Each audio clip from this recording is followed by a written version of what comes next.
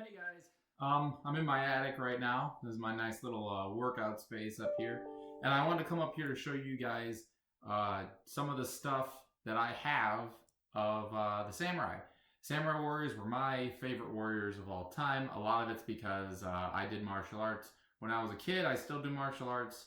Been doing it for 20 plus years, and most of the martial arts that we do in the United States, you know, that you see in the UFC, it was developed by the Japanese, either the samurai or the peasant farmers that were defending themselves from the samurai, or the ninjas. I forgot about that one. So I just want to show you some of the stuff that I have up here and some of the stuff that the samurai used to do because I think it's really fun. Whether it be karate, which is punching,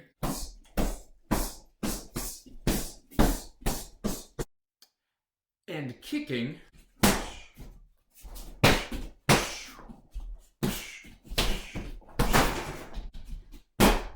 or judo and jiu-jitsu, which you see a lot in the UFC nowadays with all the grappling.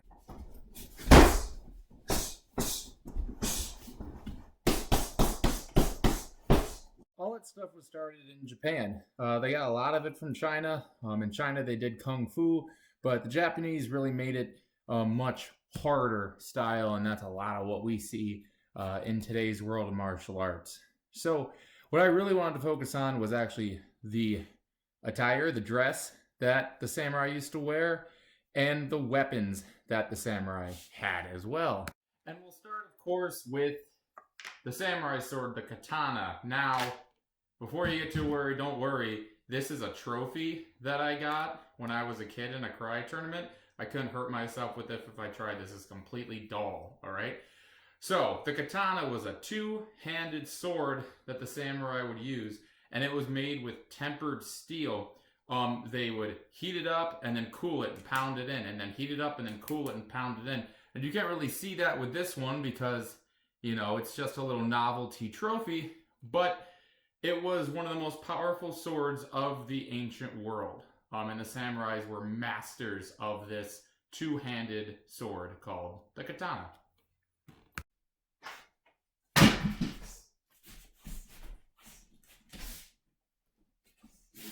And when I say they were masters, it's because just like the Spartans, they started training at a really young age.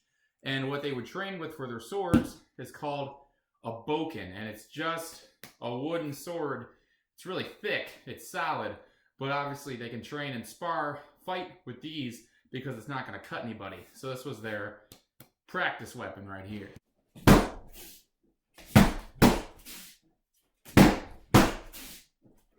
Another weapon that the samurai and even peasants would use this is a bow staff. Most cultures have some type of staff, but this is the Japanese bow staff, and it's just solid wood. It's about a 6-foot pole, and obviously I can't show you how to use it in here because, you know, small ceilings, but I'm going to go outside and swing this thing around so you can see how it's used.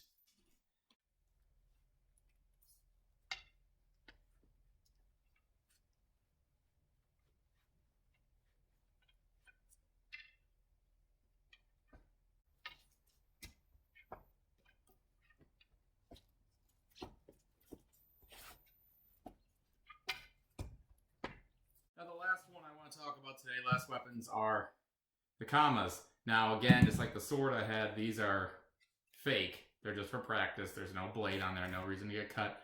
But these kama right here were actually used as farm tools. The farmers would use it to slice hay and, you know, pick up stuff like that. And they had to use it against the samurai because, you know, the farmers were poor and they weren't able to really purchase weapons. And they figured out a way to make these into a pretty lethal weapon, even against the warriors that the samurai were.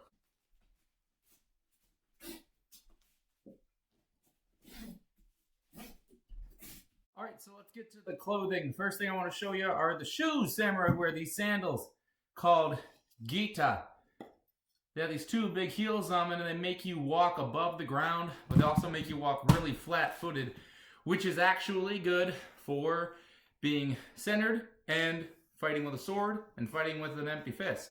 Next thing I want to show you is what they'd wear on their upper body. It's called a kimono. This is just like The kimonos you see now, a little bit shorter. This one's got some fancy symbols on it. It was used more for going to court and doing other fancy things, not really for fighting. But the samurai would wear those crossover kimonos for pretty much everything. And then for the pants, they were called hakama, and they were just big pants like this. Actually, a lot bigger. These are just some standard karate pants. Or for formal events, they would wear a hakama like this, which, yes, it looks like a skirt.